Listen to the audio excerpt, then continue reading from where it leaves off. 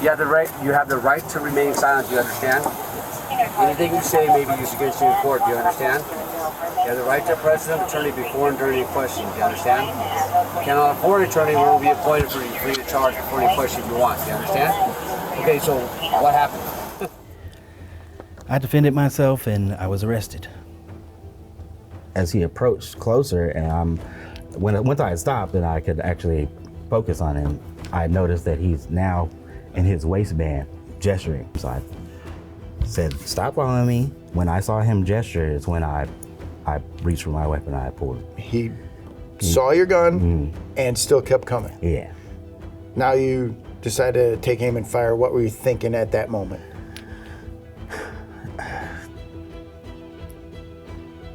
That I was gonna die, and I didn't want to die.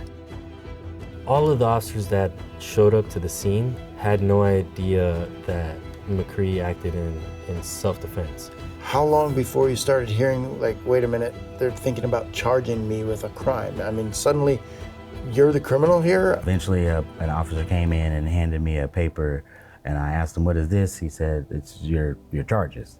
And that's when I saw there in bold, attempted murder, and the bail amount. Yeah. What was your bail amount? $2 million. $2 million.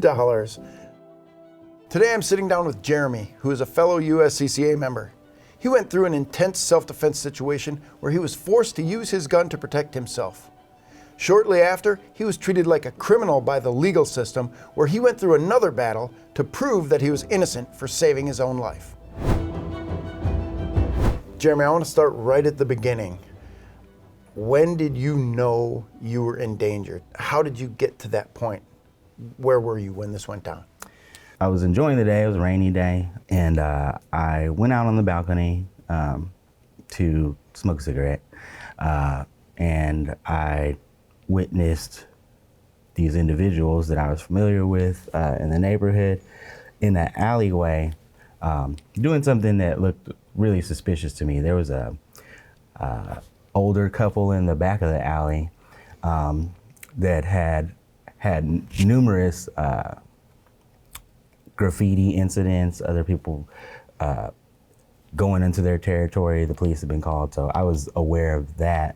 And when I saw the guys in the alley, I kind of took notice and still stayed like as much as I could, low key, but they noticed that I observed them, and they took offense to that. They got upset about that. Did they start talking to you or shouting up at you or anything like that? Yeah, exactly. You know, I stayed there with my children, my son and my 2 daughters, my wife, obviously. So it's important to me to keep them safe, and where we are safe, like, you know, observe. And at that point, you're not anywhere near these guys. You said you're up on the balcony. How many floors up?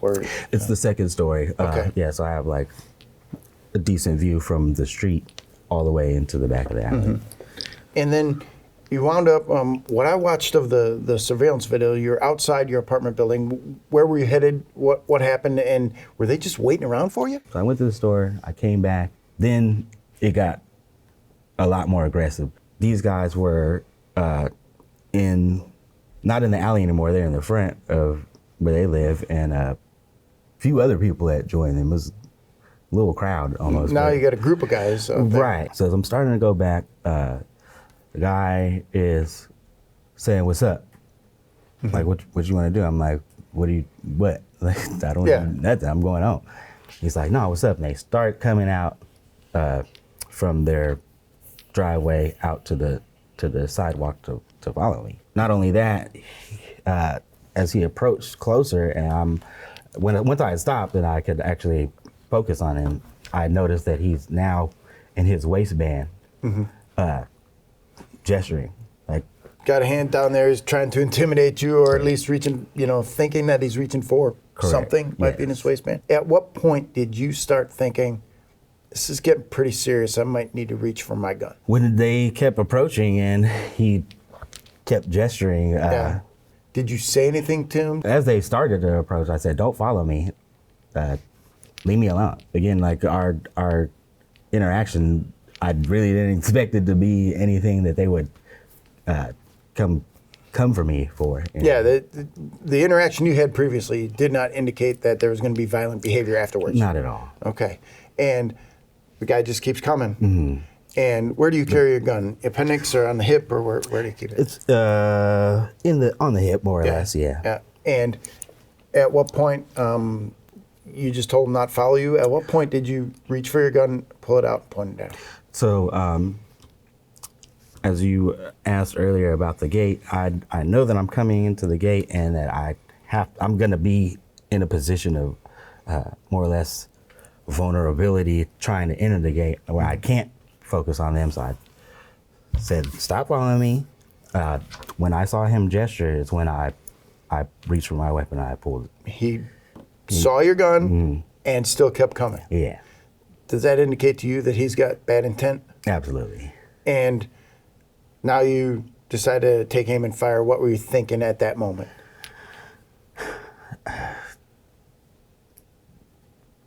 That I was going to die. Yeah. And I didn't want to die. When I fired, it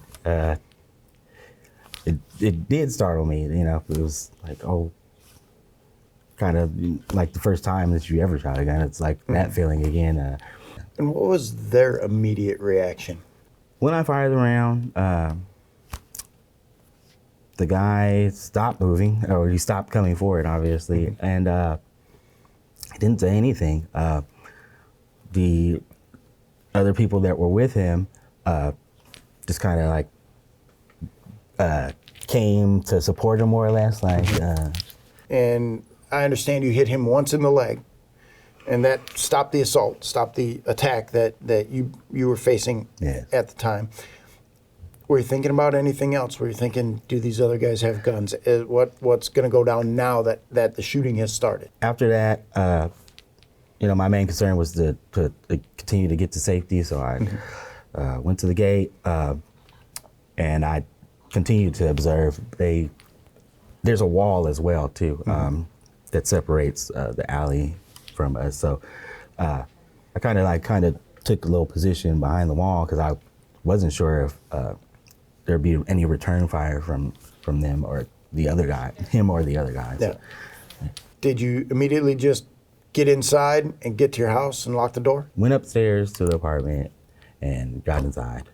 What'd you do then? Then I immediately called my wife, Angela, to let her know what had happened.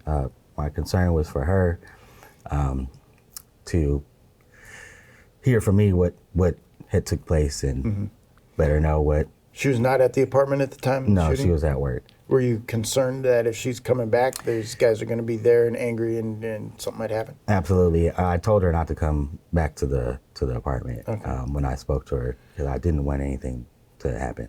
And at what point did you call 911? I called CRT, Yeah. and then I called 911. Called CRT first? Correct. And called 911? Yes. Okay. How did that go? You called the CRT number. Take me through that step by step. How was that? So I was obviously emotionally, kind of broken a little bit, especially after speaking to my wife and giving her the quote unquote bad news. Talking to them definitely put me at ease. It felt like I had somebody there that would be there for me, take care of me. What did they tell you to do? They told me to, once I got off the phone, call 911 and let them know what had taken place. I gave them my wife's contact, and that's pretty much all that I remember is, yeah. Angela, your husband Jeremy had to use his gun to defend his own life right in front of your building. Mm-hmm. How did you feel when you got that phone call from him? I was in shock, I guess, and just trying to process everything. I couldn't believe what he had told me. Where were you when you took the phone call? I was at work. Mm-hmm. And were you able to finish the day? I mean, No. No, he called, and then I was just sitting there. I had some kids with me, and I called my boss right away, and I was like, I gotta get out of here. Mm-hmm. Yeah.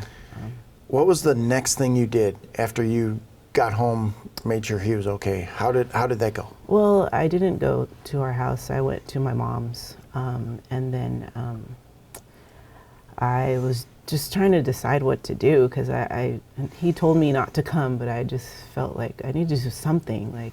So I got in the car and I drove halfway, and I think that's when I got the call from the CRT to let me know that Andy, or the lawyer, would be calling me.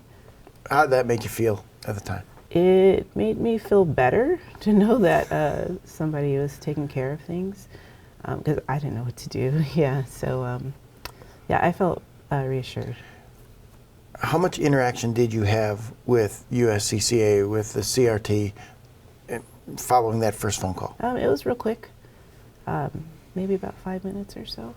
Yeah. Then did you talk to them at all afterwards, or No. talk to the attorney? You just started working with your attorney from Right. that point on? And tell us a little bit about how that went and how it made you feel dealing with all that stuff. I think right before Andy had called me, I decided to download this app, the Citizen app, and I actually saw Jeremy getting arrested on the app. So then I just really broke down. I was very upset, and I was just pulled over, and Andy had called me then, and he let me know that he would be taking care of things. How long was it between the time you got called from CRT and you were able to get in touch with Jeremy or his family? You know, I actually received the call when I was at a gas station. I was pumping gas, and You're not supposed to answer your phone while pumping gas. You could cause a fire. Hey, I saw this one. It said CRT. I was like, I gotta take it, and I took it, and I was like, oh, this is something that's going on right now. I finished pumping gas. They gave me Angela's phone number, and I contacted her, tried to assess the situation there. I then started driving down to the scene, found out that they had already transported him to the police station. I started calling the police station and telling them, hey, I represent Jeremy. He's not making any statements. They're like, I don't know who Jeremy is. I was like, these guys. I got to the police station, had to talk to a watch commander. Apparently, they had transported him to a different police station. I went to the other one and spoke to detectives there and saw Jeremy. So thanks to Jeremy's call to CRT and CRT's call to the family and to you, you're actually on this case basically at the exact same time he's being taken into custody, maybe even a little bit before. And I spoke to Angela. She said she grabbed an app and was able to watch it live as he was being arrested. And at that point, you're already working on the case, trying to figure out which police station he's at and call people. How does that make you feel? I was happy to take that call and just jump into action. And what was he charged with, and what was the eventual disposition of that? when he was arrested, he was initially booked by the LAPD for attempted murder. When the DAs got the case and actually filed the complaint, they filed felony count 1, assault with a semi-automatic firearm with an enhancement. Oh yeah, it's California. It's semi-automatic's even worse. Yes. Yeah. So, and they added the enhancement for causing great bodily injury. Mm-hmm. And then count 2 was felony criminal threats. And the felony criminal threats was actually because the brother of the alleged victim of count 1, he told police officers that, oh, he told me he was going to shoot me next. And the threats were towards him. So all of the officers that showed up to the scene had no idea that, you know, McCree acted in self-defense. They just knew that someone got shot. Then they ended up, the officers that went over there to the hospital initially tried to speak to the guy that got shot. He was already, you know, given some kind of medication for you know, relieve the pain that he was undergoing. And he was already in a hospital bed, and kind of they were already going to push him through surgery. So he wasn't really too coherent, as from what I could tell in the body cam footage. They then ended up speaking to the younger brother outside of the hospital, and he kind of laid out the initial story of like, oh, this is what we were doing, and Jeremy was acting all aggressively, and he then took out the gun and shot my brother, and you know, he made up this whole other story that they ended up going upon. Yeah, completely different narrative for the cops, and it's unfair, but it I guess eventually works to your advantage. The smart thing for Jeremy to do is not make a statement until he talks to you. But then these other guys who were clearly going to beat him, kill him, do whatever they were going to do, they get to tell the cops whatever they want, and now you have to deal with that. What does that feel like for you? What they ended up initially saying ended up helping the case. They initially spoke to the younger brother there outside of the hospital, and he made a statement there. Then they brought him to the police station and then fully interviewed him. And during those two recorded statements, I found inconsistencies and just things that just weren't making sense. Now, when you were being, I guess, detained, arrested, being hauled into the police station and going to jail, how long before you started hearing, like, wait a minute, they're thinking about charging me with a crime? I mean, suddenly you're the criminal here? Yeah. That's, I'm kind of shrugging as I do that. Yeah, no, it actually happened as I was waiting in the holding. Nobody was, again, speaking to me, but eventually an officer came in and handed me a paper, and I asked him, what is this? He said, it's your charges. And that's when I saw there in bold, attempted murder, and the bail amount. Yeah. What was your bail amount? $2 million. $2 million. Yeah. For the court wants $2 million to release you for defending your own life. How did that make you feel when you see a $2 million number on a charging sheet?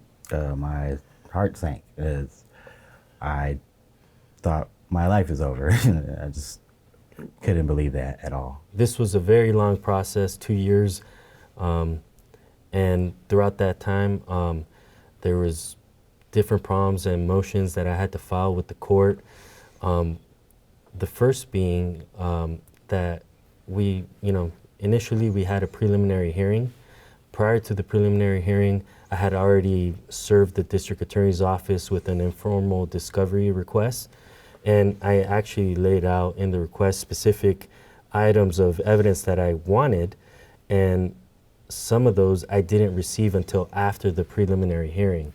Like the 2 audio recordings of the interviews of the younger brother at the police station and of the guy that got shot. After he was released from the hospital, he eventually went to the police station and gave his full interview there. I didn't get the actual audios of those 2 interviews until after the preliminary hearing, even though I asked for them. I was trying to drag out the case as long as possible because the guy that got shot, he was this prior felon that had 2 prior felonies for robberies, and he had a pending case for being a felon in possession of firearms and ammunition. And I was trying to get that case, for him to get a conviction in that case so that I could use it at trial in Jeremy's case. What other things did you need to do to make sure that his name was cleared? We ended up having to file different motions, and I ended up having to, initially I got a private investigator. He helped. I went with him down to the scene of the shooting, did a walkthrough, tried to get a full understanding of what everything looks like there. I then ended up retaining an expert in use of force. Did the same thing with him, did the walkthrough with him. We did the walkthrough with Jeremy as well. He ended up listening to Jeremy and see what his version of the events was. I shared with him some of the discovery. He prepared a report. We then ended up getting the services of animation production company who created an animation to recreate the scene, because the surveillance footage, it shows one perspective that doesn't capture the full event. And it was very, I think, it looked very one-sided because all you see is Jeremy shooting. You don't see what the other guy is doing because there's this tree blocking what he was observing. So you've got the private investigator. What's a private investigator in LA cost these days? His bill on the case ended up being almost $8,000. And then a force science expert, somebody expert in use of force, you're paying this guy to come out, walk through the entire scene, and put together a report. And then you're hiring an animation company. What are we talking about for both time and expense on all of this kind of stuff? Yeah, so the use of force expert, I think his initial retainer amount was maybe for like $5,000, and then he billed hourly based off the hours that he worked. And then the animation company, that cost approximately $20,000. And the end result is we're looking at an animated recreation of what Jeremy saw from the angle from his perspective. Yes. Based on a little bit of what the use of force expert was telling you and what the private investigator was telling you and what you're seeing on this surveillance video obscured by the trees. How valuable is all that in getting his name cleared? The district attorney's office did not end up knowing yet or seeing the animation, but that was what I was going to use at trial, or attempt to use it at trial. I think it was going to be very important for the jury to be able to see that three individuals were following Jeremy to his home, and they were closing the gap, and they were not listening to him. Obviously, he pulled the firearm out, and they were still advancing. They were reaching into their waistline, and he fires one shot, and you could see in the actual surveillance footage at the bottom of the tree, like you could kind of see the guy that got shot. You could see his feet as he was approaching. And when I ended up reviewing that footage, the surveillance footage with the DA, I even pointed that out, and she tried to tell me like, oh, that could have been someone else's feet. I'm like, no, there was nobody else there. There was only him. What do you think Jeremy did right throughout this entire incident? Not just the fact that he, called 911 and he didn't make a statement until he got an attorney, but in the actual physical self-defense part of this, what do you think that he did right? Well, it's important that when you use force, that you don't use more force than necessary to stop the threat. Here, Jeremy, he fired one round. He initially, it appears from the video footage, that he tried to give a verbal command to stop, leave me alone, and then he pulled the trigger, and he only used enough force necessary to stop the threat. He didn't unload, full magazine, insert another one, and keep going. All he did was that one round and stop the threat, and he tried to retreat. And then called 911 and did everything else right from that point there. When he was talking to me, he said there's a space of about 5 feet between them. To me, I'm feeling like maybe that's allowing folks to get a little bit too close. But in this case, it worked for him. He was able to stop the threat. What advice would you be giving to other folks if they're ever involved in a situation like this? If it were myself, I would have pulled the trigger as well.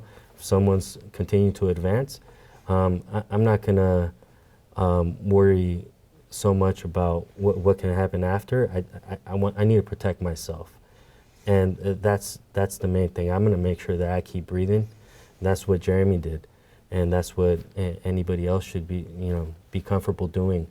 But at the same time, again, using only the force that's necessary to stop that threat, and then do the right thing after. Tell me about how well the USCCA worked for you to get all of these things done, because I was just kind of doing some math in my head. We're upwards of $30,000 that we're just paying other people, not even your time, not even the billable hours that are for you and your firm. Could you have done all of this stuff? I mean, certainly you could have, but how did the USCCA help out with that? I'll explain to them, hey, I need this expert, I need this animation done. It's going to cost this much, and they approved it. So I never had any issues. They covered whatever I felt was reasonable that I needed for his defense. Do you feel that district attorneys look at concealed carriers differently or as a problem? I mean, in a situation like this, I can see who the bad guy is, but they're like, no, this good guy actually shot somebody. Maybe that makes this good guy a bad guy now. Or do you feel like the district attorneys are really trying to just make sure that the good guy did everything right? So in this case, I had a initial meeting with the calendar deputy that was previously assigned to the case and the head deputy. And they were telling me things like, oh, just because this guy has a prior record doesn't mean that your guy could just carry a gun and shoot somebody. And they just weren't listening at all at that he was acting in self-defense. And I already knew that initial meeting was going nowhere. Eventually, I did have a productive meeting with the calendar deputy that eventually ended up handling the case, and the one that I eventually ended up coming to a resolution with. But even that ended up becoming a problem because they kind of ended up going back on the deal that we were initially going to have, which was to have Jeremy placed on military diversion. And they kind of went back on that. They're like, no, we need the conviction. And they're like, he shot somebody. He needs to have some kind of penalty. He shot somebody in self-defense. It just frustrates me to no end, to hear you say that a district attorney says, well, no, he can't just carry a gun. Yes, we can. We can carry a gun. And if we're forced to shoot somebody, it's not because we wanted to. I mean, do you think they just don't get that, or they just want to get a conviction? I think they just really wanted to get a conviction here. I don't see anything else telling me otherwise. I think that they really do end up seeing people that carry, firearms for self-defense like differently than others. I think they lump us all in the same category with criminals. That some guy with a gun or some girl with a gun must be doing something wrong. Unfortunately, I think so. Let's talk about the disposition of this case now. There's that misdemeanor charge out there about carrying a gun, and you talked about the military aspect because Jeremy is a veteran. And what happened all the way through this, and what I want to let people know is that, did he plead guilty to this misdemeanor, and USCCA was still there to help out, and his USCCA member benefits still helped him out, despite the fact that there was a misdemeanor charge he still got hung with? Yeah, so I guess right prior to, reaching the disposition, the district attorney's office did put on the record that they could not succeed at trial with the first two counts, which were the felony counts, because there was a legit self-defense argument to be made, and that's on the record. Then they wanted this conviction. I really disagree with. I didn't necessarily like that he had to plead to this. He pled no contest to carrying a loaded firearm without a permit, but at the time that he was carrying that firearm without a permit, it was pre-Bruin, so that actual CCW licensing law and process was found to be unconstitutional. But it was either that or they wanted to just continue with the felony counts, and they initially wanted 9 years state prison for this. Wow. And through it all, what was the end disposition of the misdemeanor count of carrying without a permit? So it was no contest, a plea to that, and no jail time. It was, I think, 25 hours of community service that he's going to have to do, and a safety firearm class. They dropped the felony charges, left you with misdemeanor charges. How long before everything was cleared up and you were like, I'm feeling good about this? 2 years. Over entire 2 years. Yeah. Of how was that? Hell. Yeah. Yeah. Really, really painful event to have occur in your mind over and over and really never feel like it was going to end. And also looking at facing several years in prison for saving my life, then my life ending in prison was all that I could think of. And I was very adamant to just have my truth be told. This man felt something none of us ever want to feel. Jeremy McCree was facing 9 years in state prison just for defending himself against 3 bad guys. He only shot when he absolutely had to. He called 911. He even helped the police gather evidence. Yet he was still called an attempted murderer. Yet his wife still had to watch him get arrested. Yet he still spent 2 years of his life in and out of court. So I want you to imagine this. What if you find yourself wondering what's going to happen next? Sure, the details might look a little different, but what if you're actually forced to defend yourself or your loved ones? What if you say something to the police that you shouldn't have? What if you don't have the resources to fight for your innocence? When it seemed like the whole world was against him, Jeremy had help because of his USCCA membership. Within minutes of calling the USCCA, the 24/7 critical response team had already contacted an attorney and had already called Jeremy's wife to reassure her that help was literally on the way to the jail where Jeremy was being held. So here's my question for you. Will you have help when that moment comes? Or will you and your loved ones be on your own?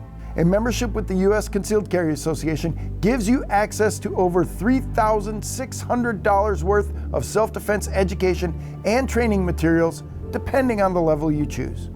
And every membership comes with access to self-defense liability insurance in case you ever need monetary resources to defend yourself in court. That means you are mentally, physically, and legally prepared for any threat you might face. And the best part? Your self-defense liability insurance benefits begin the moment you join, and you'll have instant access to the education and training resources to improve your self-defense skills. Then you get something no one can put a price on. You get peace of mind knowing you're completely prepared to protect yourself and the people you love. To learn more about the USCCA and activate your membership today, click the link below this video. You'll even find an exclusive bonus package just for people who join today. Just hurry, this bonus package won't last forever. So click the link below and arm yourself with a USCCA membership.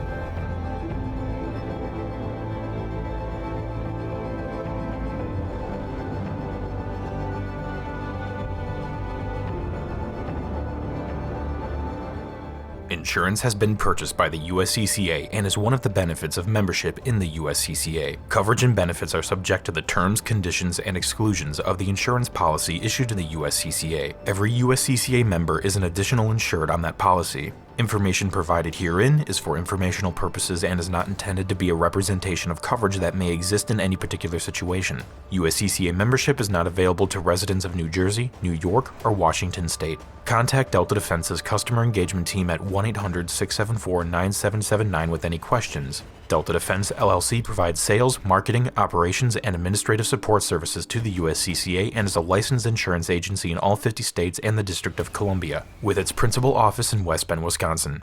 Delta Defense LLC does business as Delta Defense Insurance Services in California. California license number 0M34093.